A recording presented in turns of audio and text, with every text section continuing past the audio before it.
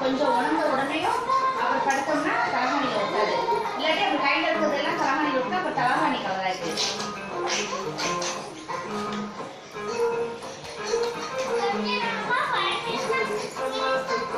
Phone எடுத்து கூட உண்டா ஓப்பன் பண்ணி ஃபோன் பேசு.